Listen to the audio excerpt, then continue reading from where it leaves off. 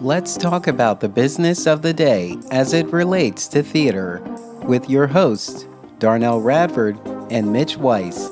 This is The Business of Theater, a working title.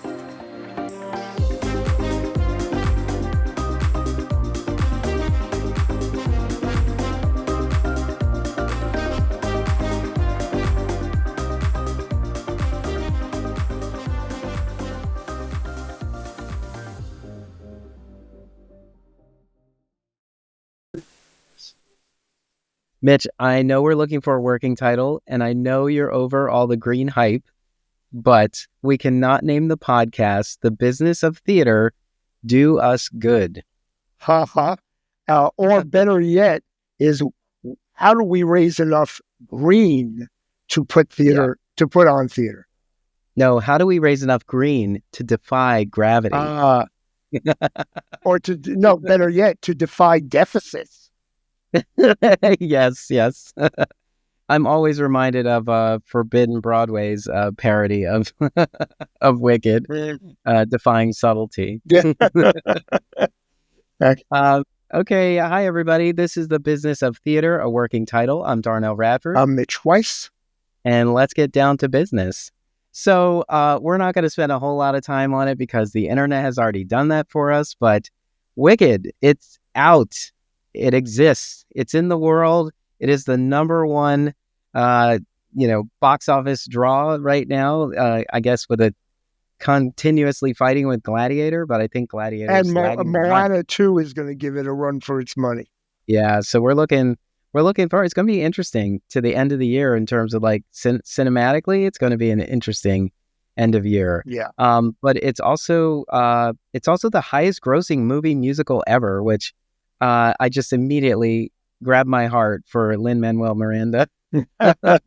Just like two juggernauts and, three if you count Tick, Tick, Boom. And you can't, So, okay, so Wicked's out there. Go get your green on. Go see. Do not sing in the theater unless you're going to a sing-along version of it. Just give people respect. But by the way, for me, and this is just very personal, it's the reason I don't like going to live movie screenings. As horrible as it is on a little screen at home, I just hate being with other people. All you need is one rude family eating dinner and having screaming kids 3 rows behind you, and the movie is ruined for me. So I'd have to know who's in the theater with me. I didn't know the theater provided Boston Market. Yeah. Well, it's like a whole chicken dinner here. Okay, one fun story. While I was managing a chorus line, I got called to the balcony. There was a very nice family eating Kentucky Fried Chicken that they had somehow snuck into the theater because no food was allowed in those days. You couldn't even bring candy from the concession stand to your seat in those days. And they were eating it. And once I explained to them, I said, "You're not allowed to eat it," because it smelled you can smell the whole balcony. It was everywhere. And they said, "Oh, we're really sorry. We didn't know. We just hadn't eaten before we got here." So they put it away, and they were very nice, and they watched the rest of the show. But there are people who don't have that experience. Yeah, I know. And it's interesting, too, because you want to reserve space for them as well. Like sometimes when I see like a rowdy group who's just, excited to be there with each other, but they don't have the unspoken theater etiquette, the lesson no one ever took you through, but they're under the assumption that you all know. But whenever I see that and I see other people like just getting annoyed by it, I'm like, it's more important for them to be here than it is for you to be here. And my disagreement is it's equally important. And how do you do yes. How do you do that? I'm saying you have to understand everybody doesn't come from everywhere. That's from the same place. Absolutely. On the other hand, when they finally decided that a smoking section on an airplane wasn't good enough to protect the people who didn't smoke, they had to make a rule. Now, as far as I'm concerned, you can have a smoking flight, just like you can have a singing performance of Wicked, and people are allowed to come in there and sing along. You offer different options. There are different audiences, and that's great. But and for me, like I said, that's why I don't go. It's not that I hate the people who are rowdy. I don't. I'm glad they're having a good time. I like to be able to run to the bathroom when I want to without missing anything, because I can, stall the recording I made of it or whatever goes on. Unfortunately, in the live theater, well, here's the other thing. Wicked is about 2.5 hours on Broadway. How did it turn into 5 hours in the film, in the movie theater? It's the part one is 2.5 hours. So it's really interesting to see what he's going to do for part two next year. My experience, because I saw it, is... and I should warn everyone, I have not yet seen it. Which, I initially, before we started recording, I was like, it's our job. We had to go see this. But however, when you send out a holiday blockbuster, right, people will see this before the new year. There's a lot of time to really process this and go see it. You'll find time to go see it. But it's just, I think, I don't know, the reason what I would say is that there's a lot of moments where they really let us kind of sit with it. And I think it does feel like a lot of the backstory is, there's more time on them. Okay. And so I think that's probably why there's more time. But also, it's just stunning. It's just beautiful. And I think the songs are drawn out a little bit more. Like there's more action, more choreography going on, and but it does fly by though, and it also gets me too. I actually want a movie musical to have an intermission, even in the theater. I'd love that. The last time I saw it was for Tarantino's The Hateful Eight, when he did it in 70 millimeter. He did have an intermission. It was an actual intermission graphic. It was like 10 minutes, I think, and we were able to get up and go to the bathroom and go back to concessions and so on. And I was like, I like this. We had a book, program that was like a book. And, it was just really cool. It was a great experience. I just think if you're going to be a movie musical, just make it a spectacle. It's like, which I guess like some of the theaters are doing with the obnoxiously overpriced popcorn boxes and drink containers. Like, I think the Wicked, like the Elphaba and Glinda drink cups at AMC were $23 each. God. Oh my God, it was ridiculous. No, thank you. Yeah, and now it comes down to, which is not what our podcast is about, so I will just throw the word greed out there and say the trick here is, here's a movie, and bless Wicked, I like the Broadway show, and the Broadway show has made buku amount of money, happy for the investors, but that money for the people working on it, it's still a flat salary, right? So the investors, and when we talk about getting rich, let me just say, nothing in Vegas equals what someone makes from a really big hit like Hamilton or Wicked. It is impossible for Vegas to compete. So when you understand that, realize that none of that money goes to the people who are putting that show on. And none of that money goes to help other people in the industry, unless, an individual donates money to the community fund, right? The Entertainment Community Fund or Actors Fund, Broadway Cares, whatever. And that's what capitalism is about. And we'll move on from that. On the other hand, and it is something we should talk about, if the movie had been a flop, and I believe there was a big flop the other year, I'm trying to remember what it was, these studios would be in trouble. Broadway, each show is its own financial corporation. So one show flopping doesn't affect another. One show becoming a hit doesn't help another. except maybe getting people to come to Broadway. So the question is this the best system? We want hits. We love Wicked. We love Hamilton. Love A Chorus Line. Love Cats. Not me, but other people love Cats. So these hits, Phantom of the Opera ran forever. These are people who the money goes to the investors. So what do we do? Let's. I hate to drag this to another topic, but now in order to get Wicked, it has to start somewhere, right? Yeah. So it starts with somebody writing it down, somebody saying, "I like this story," or "I have something, a story I want to tell. I'm going to write music to it, or I'm going to write a script to it." And that is what we in the business call the developmental process, right? Mm-hmm. None of this money, none of the big bucks trickles down. None of it.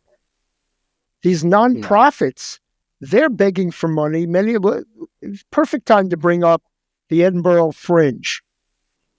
A big report the other day from the UK Stage magazine about how it's been operating at a loss. I mean, the Edinburgh Fringe is the biggest festival in the world of theater, the biggest one. There's nothing close. And people run there, and they get thousands and thousands of people living there and putting shows on. They do, 10 different shows a day? I mean, some ridiculous number like that. And it's been discovered that they've been losing money every year. Where's that money coming from? It's like, how does this happen?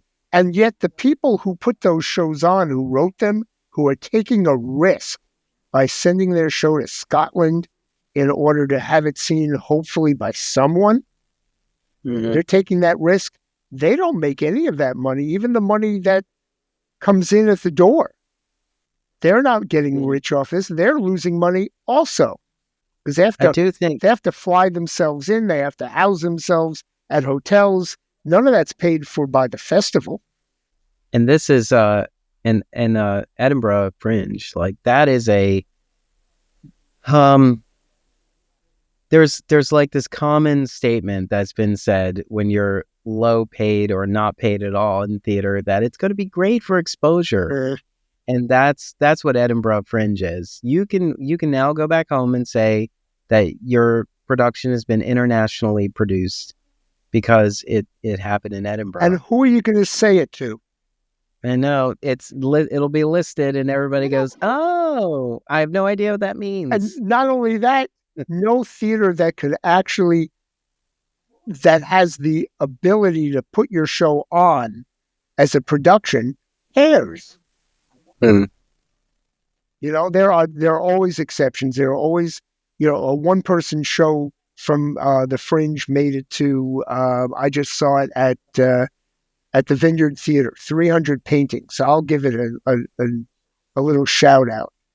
The guy is brilliant on stage. It's an interesting premise, but it's a speech at us. It's a monologue, a comedy monologue that he could take the risk himself because there's no one else that has to get paid.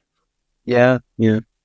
So, but that's not theater. That's not theater as we usually talk about it, which is a producer, a director, somebody else writing it, somebody else being in it.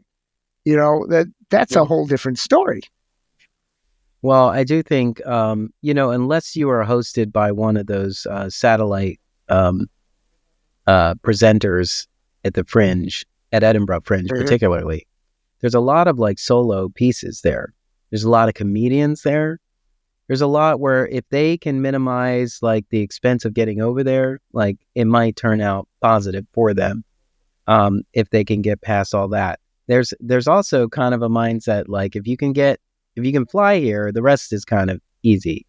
Like it doesn't cost a ton to occupy Edinburgh per se, but you have to plan that so far in advance in order to have kind of an easy route there. If you were to book a hotel like I think there's like a Marriott or something in Edinburgh. Like they're one of the high end, like international hotels. Like I wouldn't dream of booking that hotel in Edinburgh. Like I stayed at a Marriott in Austin, but I'm not going to Edinburgh to stay at them.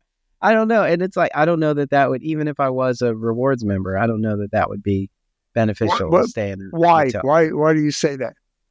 Because the thing about Edinburgh is it's so far for pretty much everybody that when you get there, it feels like you can't stay for the weekend. You have to stay for at least a week. And that expense in a hotel would be pretty high. I see. Okay. And if you stay longer, it's just through the roof. Well, you've been there. Where do you stay? I stayed at a hostel. I stayed at a youth hostel, actually, because I didn't realize the difference. The youth hostel is more family friendly. But I stayed there, and I stayed in a room that had 3 bunk beds, so 6 people stay. But it was like, I mean, people just literally like, I'm only here to sleep. They were often gone before you woke up. It was very commuter like. People were there just, I need to drop stuff here, and then I am off to do. So like one of the guys in my room at the time was a producer, had a show in Edinburgh. And so he was always out doing that show. And then there was somebody who was just passing through, like wasn't even thinking about the festival. I was like, how are you just passing through? We're just passing through Edinburgh during the festival. But it was cool. He had stayed there for a day. And then my friend who I met there, who we're still friends today, was making a move to Edinburgh. I was like, you picked the festival as your time to move here? Like, it must have been expensive to fly here, at this time. But, it was just interesting. I like that because I'm like a professional wallflower, I'm observing the space, and I'm getting so much from that. And so I thought it was interesting to understand that people come from all over, and the producers are doing a lion's share of work just to get their teams over here. Well, a producer there, I'm assuming, is also hands-on. They're not the producer saying, "Oh, now let me hire a bunch of people to do the work and supervise." They literally are putting the show on stage. Yes, they are the production team. Right. So that's again, you stayed in a youth hostel. For those of us who are not within the category of youth or nowhere near it, it becomes harder. It wasn't age specific though. I'm talking about the ability. It's like when I was younger, I took a Eurail pass and I traveled on the floor, in the hallway, on the trains, all around Europe. I'm not willing to sleep on the floor in the hallway of a train anymore. Yeah. Right. That's the thing I'm talking about. I and it's much easier to travel as one. As soon as there's a second, it becomes a whole to do. And it's not. It's an experience. I said it took me 10 years to actually get there. And when I got there, I was like, I can't believe it took me so long. And I was really in the headspace of coming here every year to Edinburgh because I was there as press. So I got press credential. I was able to go to everything. And then the pandemic hit. And so it threw me off 2 years. I haven't been back since the pandemic. And so I can't wait to get back into that mix. But every time I hear all this about Fringe and the struggles, like it almost never, it always spends more than its budget is. Right. And, because expenses get higher. And I can only imagine for them, the same thing happens. If they delay, it costs more.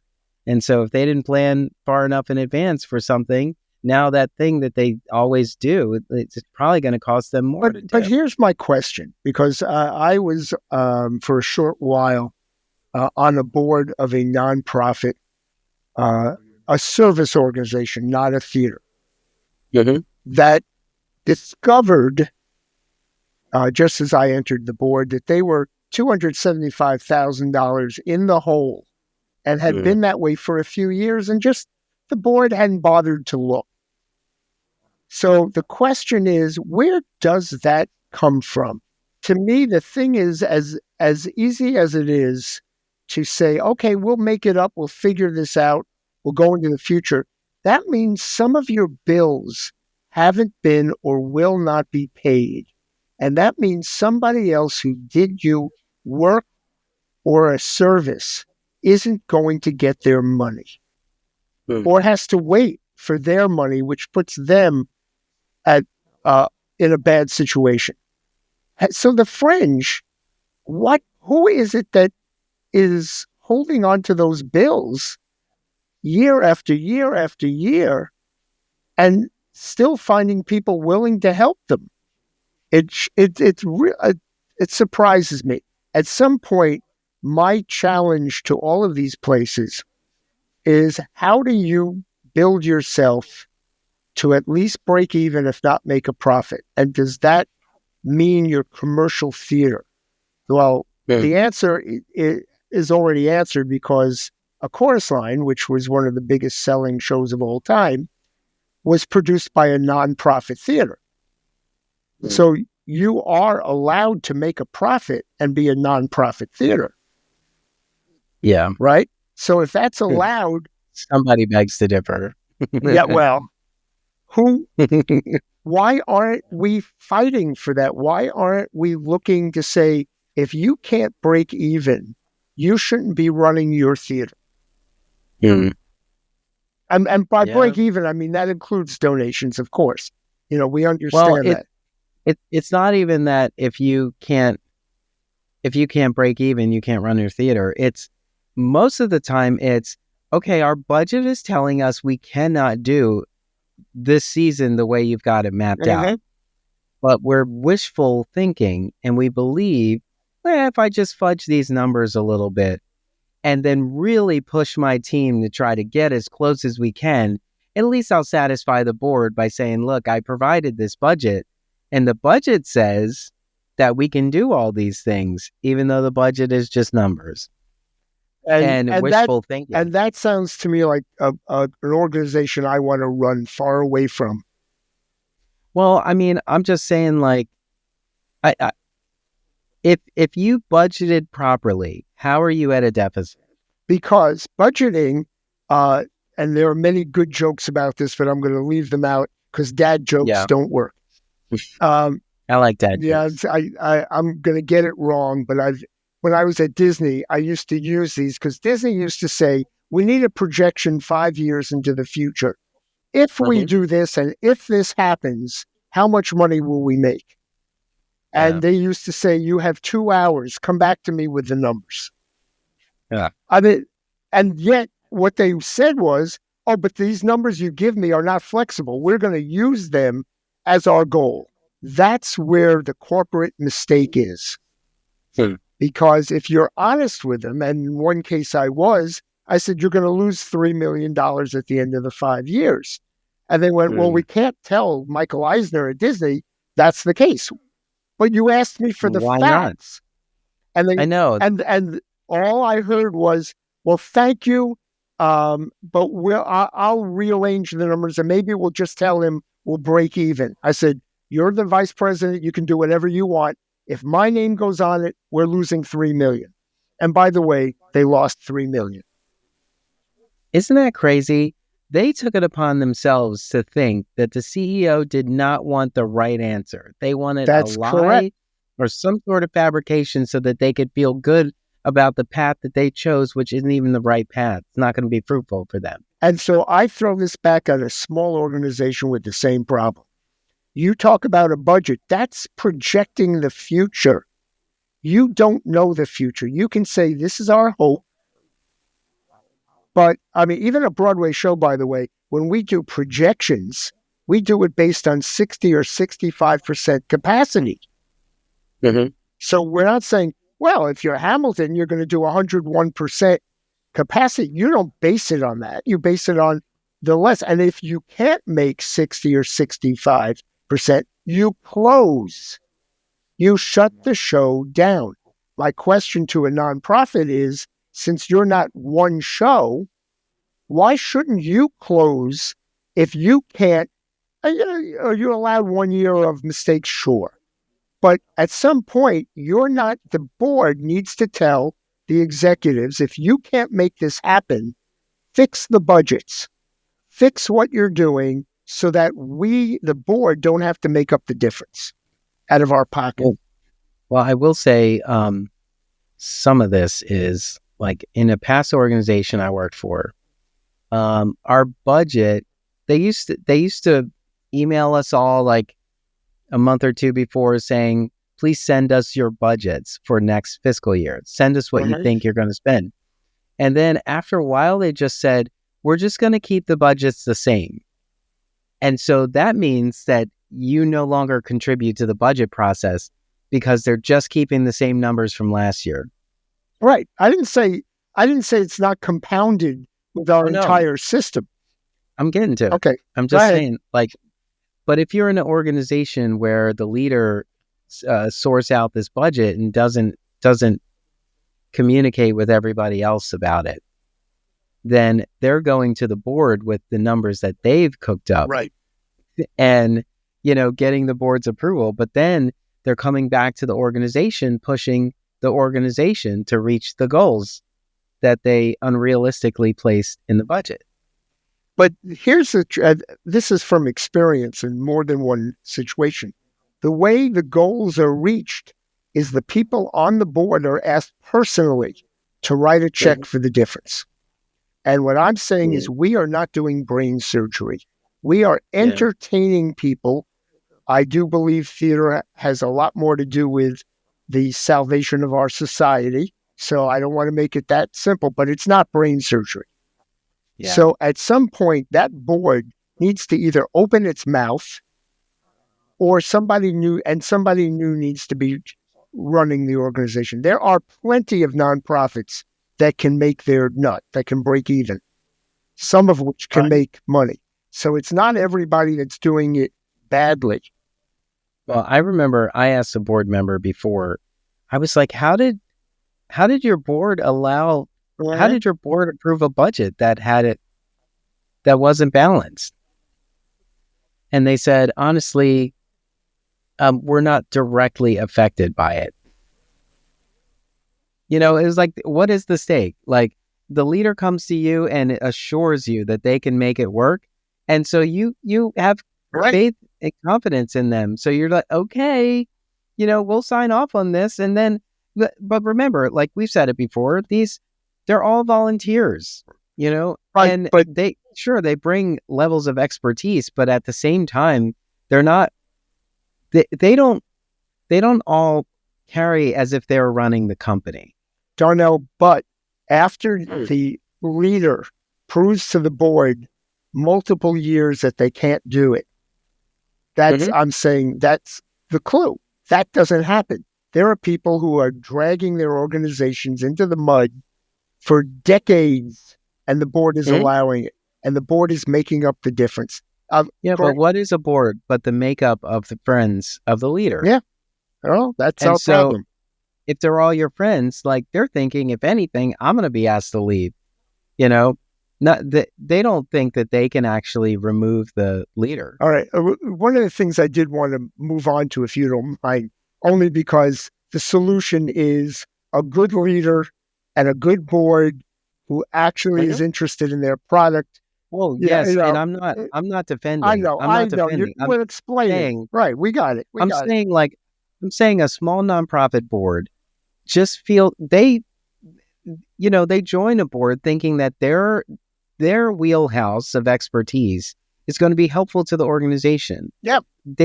They may not be thinking like, I could actually replace the founder of this company. I don't know. And then there's unspoken everything about everyone. And so you maybe talk to some other board member because you're feeling unsure, and that board member says, oh, it's best to keep quiet about that. or something. Like, there's a whole thing here that we've just allowed to happen for so many years. Like, every organization I've walked into, I've always asked, why do we continue operating like this? I'm not saying it's wrong. I'm trying to understand it. And they just go, that's the way we've always done it. Okay. And which is why, and I want to talk about the people who are starting out, the writers, and the development process, which this affects. I went to a conference recently, and one of the very positive things I heard were a lot of people who had buildings that they maintained as theaters, that this was their theater complex or just individual theater. They were saying that they realized that they needed to operate spending less on sets and also using more of the available time to do more theater. That there shouldn't be empty weeks, that there shouldn't be empty hours during the day in which, oh, well, we have a show tonight. We basically are going to keep the place closed until 5 p.m., right? Well, what's going on between 9 a.m. and 5? Why isn't that being used for the community or for other theater or for people who have no money and are trying out their show, or for readings or for whatever it would be? And I was pleased to hear them talk about it, except all of them had failed to do so to this date, and they've been around a long time. And again, like you said, how do we change the status quo in the way theater operates? So let me bring it back. There's a reason for it. We do not have, we have so many playwrights in this country. I mean, and most of them are terrible. Got it. All right. But out of the group of writers, there are associations and unions. There's a dramatist guild that, can argue that but they're mostly there to make sure that there is a fee basis, a minimum fee if you're going to Broadway or off Broadway, and that there are minimum royalties, as opposed to organizing to say we need free space and more help when we're first at the beginning of our shows, not just after someone says, I'm going to raise a lot of money to put your show on Broadway. And that has not been organized. And writers tend to be isolated in their process. One of the things most writers like is they get to spend time in their own head and their own talent, which is great. So what process do we think would help? What do you think we could do to help people? For example, let's start with I'm making someone up in the middle of Indiana, and they think they can write a play. You and I both know chances are they have no experience and they don't know how to write a play. Let's make it harder. They want to write a musical, okay? Because they like My Fair Lady and Sound of Music, and they think they can write the same thing. Well, chances are it's awful. However, you don't know if it's going to be a breakthrough. What do they do after they've written it? Well, the standard answer is do a reading. A reading with what? Bad actors that you know in your neighborhood? Who's singing? Who's teaching them the music? Is the music written out if you don't know how to write out music, but you do know how to compose? And if it isn't that complicated, let's say you are able to do all of that, and you finally get everybody in a living room. Well, are you rehearsing them? Who has the time to work for free? If they're not working for free, who's paying them? Where's the money coming from? What happens if you're the guy who, free of charge, helped, he played the piano and he did the arrangements, and he's being told, oh, if this ever goes to Broadway, you're going to have the job to do it. Well, nobody can promise him that, because the other people in the room don't get to make that decision. It's going to be the producer, right? So I know I'm laying everything out on the line, but this to me is the common problem right now. And then certainly here in New York, rehearsal spaces are not inexpensive. And how much time do you need to rehearse? Well, luckily, we have unbelievably talented actors in New York. So they don't need as much time to rehearse as maybe other people might. And certainly we found out in Philly, you have unbelievably talented actors. So these people can put everything together in a quick second, but it's still a few days. It's still finding a space. And for the record out there, one of the famous rehearsal halls here in New York, if you were rehearsing a small musical, it costs between $50 and $90 an hour to rehearse, to get a piano, an empty room, some chairs, and a mirror in case you have dancing. So this is for somebody who has no contracts written, who has their first draft of a musical. And by the way, there is no one in the history of mankind who has had a hit with a first draft. It will need to change. You will find things that are wrong. There are things that are awful that you wrote, but you may have an ultimate hit. So go ahead, Darnelle, help me. What do we tell these people to do? Well, I was going to say that it seems like those concerns, they come after your first draft. Like, you shouldn't think about any of that when you start writing. Correct.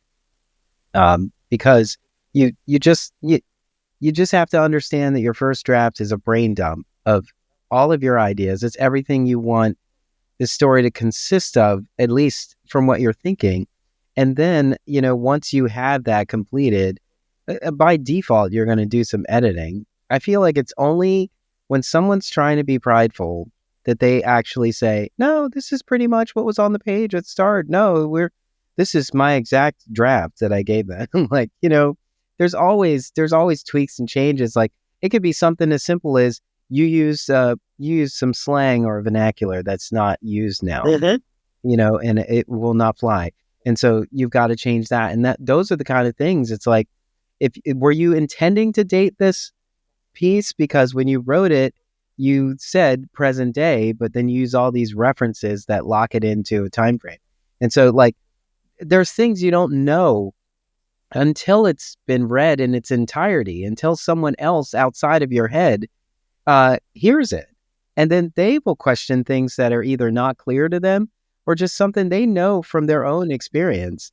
Like, this piece here is something you want to focus a little bit more attention on. But in general, what I would say is that when you are ready to share your work with someone, you want to preface to them that you're trying to figure out what this needs and not whether this is the best thing they've ever read or not. Like, you want to make sure that the people who are experiencing your work, even for the first time or in early development, that they understand that they're going to help you and help this piece find its true voice. And so if that's clear, you're not going to get feedback like, this play is terrible. Like, you should rip it up and start all over again. Like, that's, a complete, I don't know, you got 90 pages. This can't all be trash. Something in here has to be useful. I know that stuff gets there and it's like, no, this whole thing was trash. But usually it's because other people got involved and insisted on having their pieces stay in the show. And then it doesn't work out altogether. Right. But you also have to take that feedback, because remember, everyone who's not you is your audience. And so if one of them has an unfavorable view about this thing, it is valuable for you to know that. You may not change something because one person says something, but that's feedback. That's if that person was one of 300 people in the theater, one person responded that way. You want to know why, and know if I don't know, is there another way I can present this feeling, this emotion, this beat? And if I change it, will it resonate better with the masses? Well, and let's take it back a big step. When you start, what is your story and why does it need to be told? I have had so many people say, they write their little elevator speech. My show is about the invention of insulin. I don't know that sings to me, right? Maybe it shouldn't be a musical. Maybe the question is, what about that makes it a play rather than you writing a nonfiction book? Maybe, is there a story? Is there a good story? And and the problem, of course, is it's like telling a documentary. Is your story just a documentary, or is it about a person that I care about? Because in America, we watch plays to follow a person or people that we are interested in, not what they did. Right? That, Yeah. I mean, It's the we journey. go back to We're going on the Wicked. journey. We go back to Wicked. It is about Glinda and Elphaba. It is not about the wizard. It's really not about him. We don't care. It's following their story. So now it's put in a setting. Take another step. Mary Poppins, one of the most beloved musicals in film, right? It is about a family. It is about a fantastical nanny, right? And we're taken through this fantastical thing that takes us somewhere.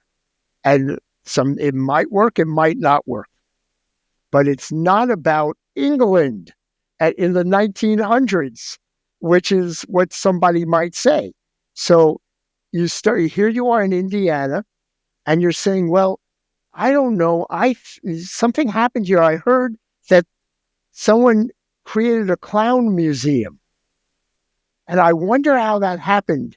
And I'm going to write about the creation of the clown museum here.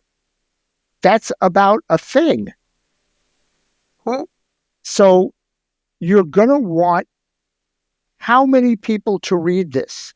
The other part of this is the person you ask to read it is your aunt, your next door neighbor, your lover. These people don't know anything about theater, right? Yes. And they want to be nice to you. Now I'm going to put the warning out there. So you say, aha, I know how to do this. I'm going to hire someone in New York who has done this stuff to critique my show and send back the critique. And there are all of these organizations that say, send us some money. We'll have a professional read it and send it back. That is a con person. Do never, ever, ever, ever pay somebody for something that most people would do for free. Now, so the problem becomes, what do you do? And that is why Wicked is Wicked and your show isn't. There are a whole bunch of complicated stories. The middlemen, Darnelle, are theaters, nonprofit theaters who used to say, send me your tired, your poor scripts. We're going to give you a space to try them out quietly at 11 o'clock. Your huddled pages, That's right. yearning to break free. That's what a Fringe is, right? Yeah. Except the Fringe costs a fortune now to put it on. So Well, Edinburgh, the other fringes are still affordable. No, there's somewhat. Someone I know from Indiana.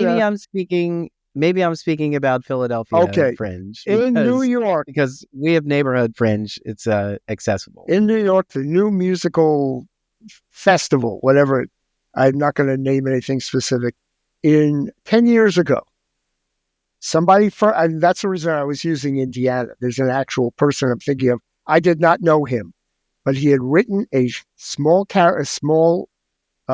musical, only I think 4 actors. He wanted to use his friends from Indiana. He flew everybody in. He put it on at the festival. No one came because he didn't realize he had to market it himself because no one in New York knew who he was. And it cost him over $40,000 10 years ago.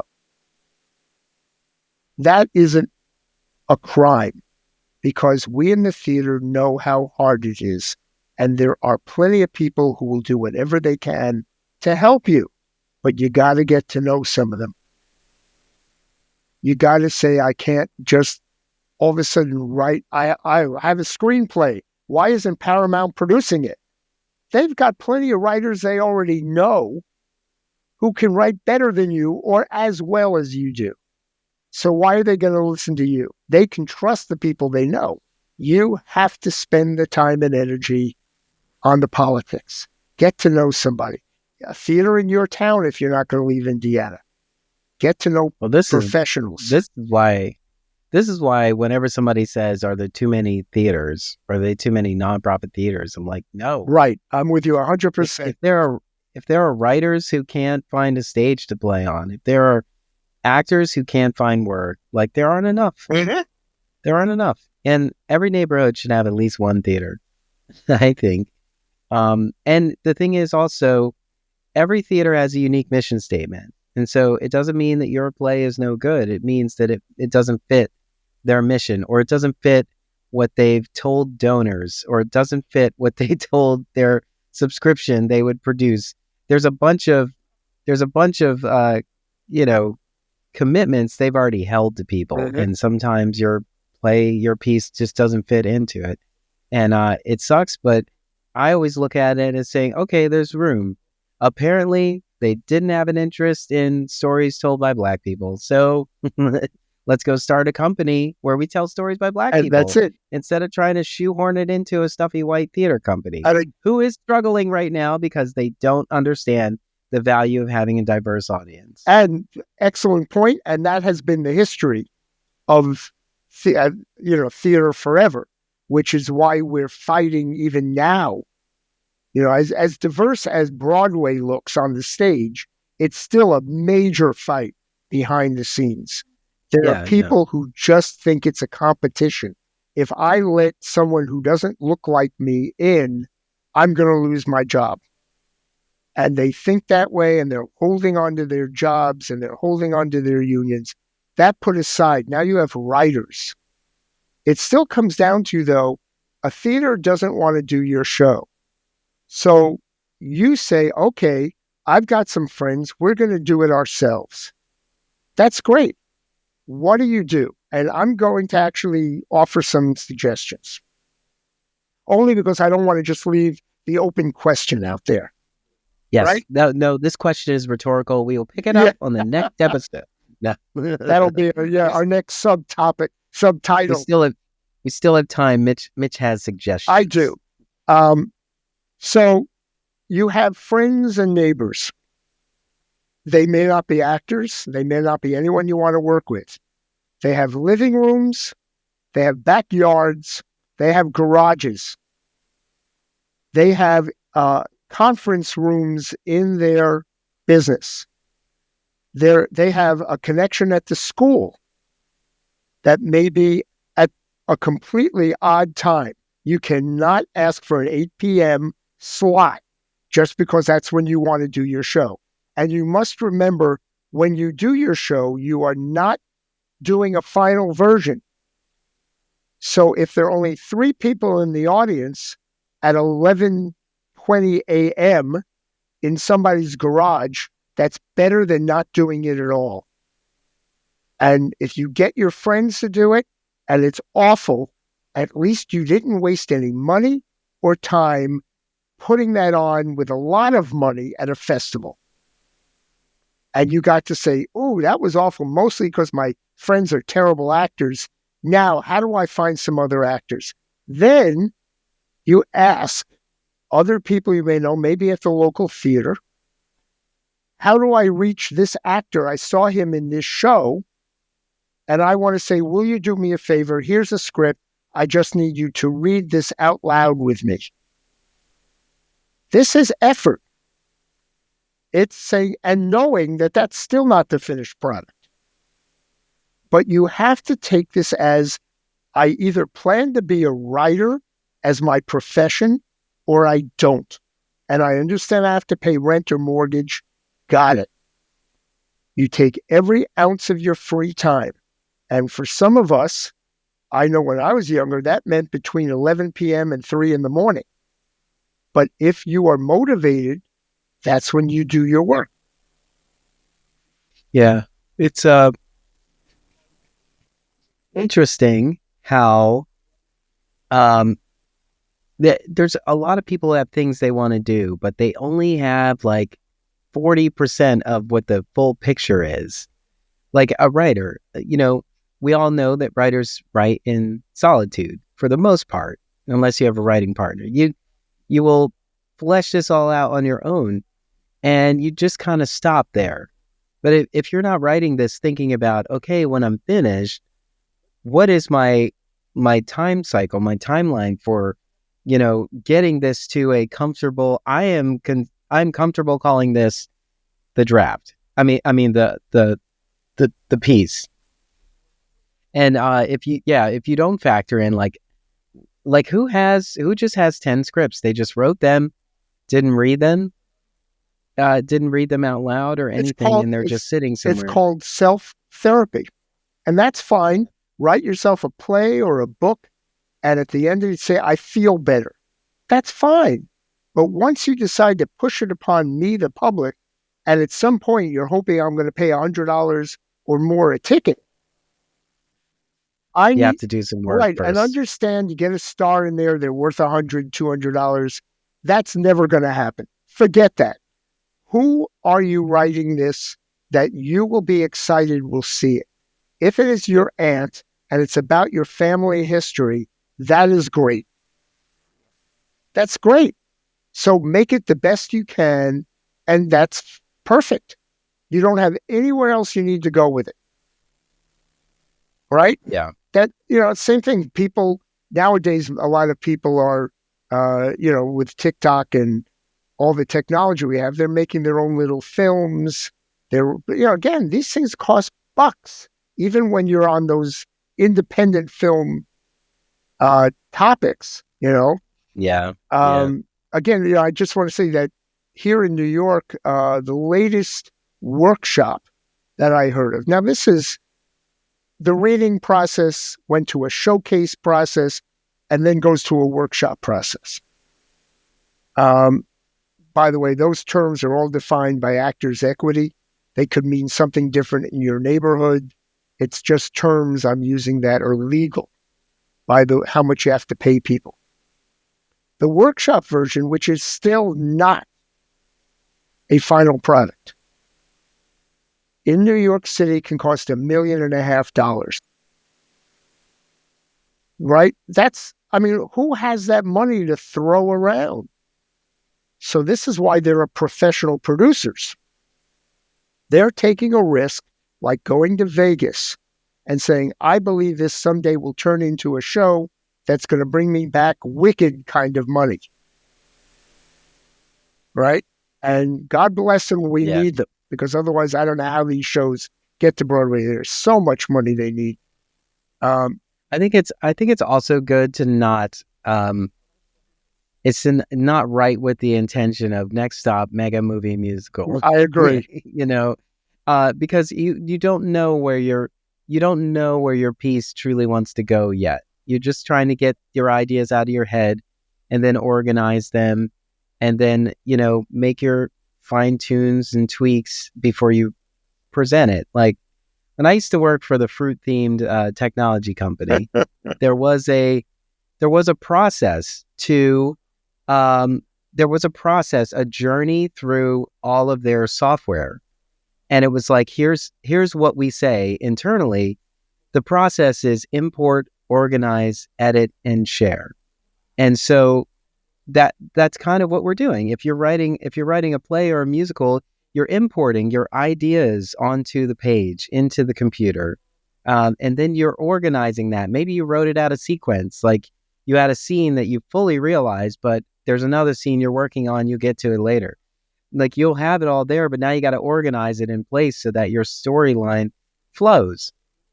And then you edit. You go back through and say, did I say everything right? Is it grammatically sound? Is there a piece in here that's actually offensive? I'm just used to saying it. Maybe I need to check myself. I don't know why. And then when you're ready, you've gone through all that. Now you share it with the world.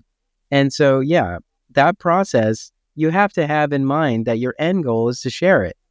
And so you can't be completely consumed by your own thoughts about it. You have to realize, like, you need this to resonate with people. And so, if you're the only one who gets it, there's something isn't right here. Yeah. There's no way you can't go to every theater and go, you're all just idiots. You know nothing. I've got your money and I'll just keep writing. Like no one's good. Like that'll be the last thing you ever write. Everyone in that theater will make sure you're blacklisted. Absolutely. Absolutely. But, so that's really like what I'm saying about taking criticism, really. It's like you have to understand that it's part of the process. You laid a solid foundation which allowed someone to think the way they did, that either gave you constructive feedback or gave you praise. And all of that is because of the work you did to get to that point. So it's just as valuable how they respond to your work as it is for you to have created the work to begin with. And starting with still, what was the impetus behind your story? That for the most part, if you're taking people to outer space, make sure that it isn't already a Star Trek episode that we've already seen. Yes. Yeah. Right? If you think Madame Curie is one of the most fascinating historical characters to you, well, other than the fact that she existed, what do you know about her? What are you telling me about her? I already can read a history book and find out what Madame Curie did, right? I don't need you to tell me anymore unless you're giving me insight. The best historical books, well, look what Hamilton did. Hamilton took a beginning creation of our nation and gave it life. We learned who these people were spiritually, intellectually. Yes, it was done a little tongue-in-cheek now and then. Yes, there was some poetic license, but every character in there was a human, fully fleshed out. And yet they sang. Lord knows we're going to take that seriously, right? Sit down, John, you fat. Right. 1776, the same thing. Until I saw the play 1776 and then the movie, I didn't know how many assholes there were who were putting our country together. They were obnoxious assholes. And selfish, like indulgent as well. Like, I mean, like just here in Philadelphia is like Ben Franklin all over the place. and to hear how Ben Franklin carried on around the world, it's interesting. Like, but it's funny. There is something interesting to take away from that. Like, he enjoyed his life to the point that he had kind of I don't know if you'd call it a stoicism, but he had the ability to just simplify everything to its most simplistic he didn't have television, radio, and the internet to distract him from thinking up ideas. Yeah. Oh, I just heard on the news that Australia has banned social media for anyone under 16. And as usual, even though some of us like that experiment, nobody knows how they're going to enforce it. Right? But in principle, I'm fascinated to see what happens. I don't know anyone under the age of 16 that I think has benefited, except for Google. When you're looking up information, it's like the Encyclopedia and Encyclopedia Plus at your fingertips. But other than that, social media, I don't know. I'm not sure it does me any good. On that note, no, yeah. Well, I don't look. I really wish. And by the way, it's something that I've always wanted to do. For many years, I've studied a lot of the playwriting festivals, or the new play festivals and the new musical festivals that have existed in New York and around the country. I used to go to panels with the people who were running them, ask a lot of hard questions, and I collected this information. There were some that, as you've said, Darnelle, that weren't bad, that might help you. Most of them were interested in making money for themselves and did very little, if anything, to help the writer. The writer would have been better off putting the play on themselves, saving a lot of money. The problem is, as we all know, many writers don't know how to put a play on, right? So again, if you're in the middle of Indiana or Alabama or Texas or somewhere that you don't have a theater nearby, I don't know where you learn this. And high school is not the place to learn how to put on a show. Just to be clear, just because you got through high school and you put on some Tennessee Williams and The Sound of Music you do not know how to produce a show, nor do you know how to write one. You can be brilliant. You may have it instinctually. However, what I did learn from high school was producing theater is very similar, only in high school, I wasn't aware of the budget. Like, I didn't know how much things cost. Like, you know, our advisors made all that happen. And every now and then you'd hear about money, but I don't think they ever showed us a budget. Never. You know, and also it was different because, you know, our sets were built by the shop class. So that's right. You know, it was like there were a lot of resources the school already had to help us. And that helped us tell our story. And the theater already exists. And, you know, it's and the teachers are involved, so they're getting paid. Some of them don't get paid extra for what they were doing. Some of them do. Depends on your school district. Yeah. All of that. And not only that, they're doing theater with the bare minimum. And if you've ever seen a Broadway show, the word minimum does not exist. Everything is to the extreme. That's right. And that's a problem, which is an embarrassment of why we're spending so much money on sets and special effects when people can't afford to go. Yes. And one more thing before we go today. I thought we were trying to pull away from the show must go on mentality. However, the Macy's Thanksgiving Day Parade did happen on Thursday, November 28th, which was Thanksgiving Day. And it rained. And it went on without a hitch, far as I know. I felt for those people how hard they worked. I'm lucky enough to have been the manager of a show that once performed at the Thanksgiving Day Parade. The details, the things you don't know, the pre-recorded rehearsals, the week before, 2 weeks before, the costumes, the volunteers, the amount of money that is spent on that thing, and they can do it in the rain and the snow. If the wind is there, they bring you saw how low Snoopy was. He was almost touching the ground. They know what they're doing. They're brilliant. And for most of America, it's, well, how come my marching band only got, 30 seconds on air? Duh. You know? I may agree with you, but guess what? That's not the most entertaining part of the show, right? So anyway. They are a parade filler. They are very amazing, and so glad that they did what they had to do to get there. And the towns watch because their people are on it, and they get to be part of it, and they get to hang out in New York, all of which is good. And some of those bands we don't even get to hear how good they are because the sound, you can't collect 80 pieces into a couple of microphones. Yeah, right? True. I was especially nervous for the cast of The Outsiders because I know their choreography is pretty dynamic. Oh, they do Dance in the Rain on stage. Yes, I know, but their floor is designed for that. Well, I don't know if you noticed, but I counted 3 people who fell, not in The Outsiders, in the other dance routines. I saw 3 people who fell, and I thought that was one place they have to fix. They know how to prevent that. There was nobody sweeping up the puddles.